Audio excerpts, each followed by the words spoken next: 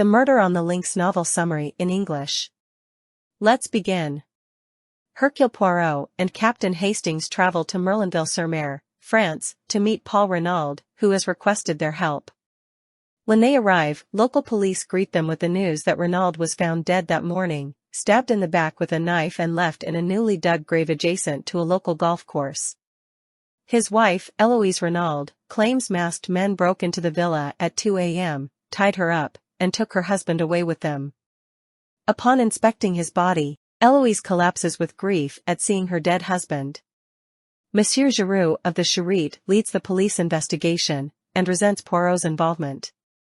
Poirot notes 4 key facts about the case: a piece of lead piping is found near the body, only 3 female servants were in the villa as both Renaud's son Jack and his chauffeur had been sent away, an unknown person visited the day before, and Renaud's immediate neighbor, Madame d'Abreuil, had placed 200,000 francs into her bank account over recent weeks.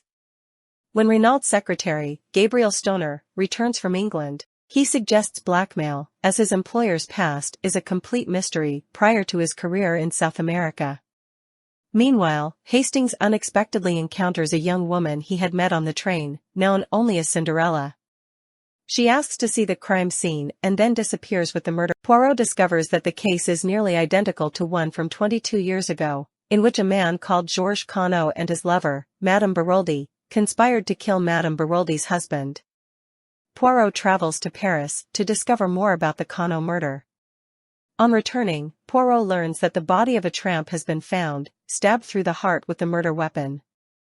An examination shows that he died before Renaud's murder from an epileptic seizure and was stabbed later. Giroux arrests Jack on the basis that he wanted his father's money. Poirot reveals Renaud changed his will 2 weeks before his murder, disinheriting Jack. Jack is released from prison after Bella Devine, an English stage performer he loves, confesses to the murder.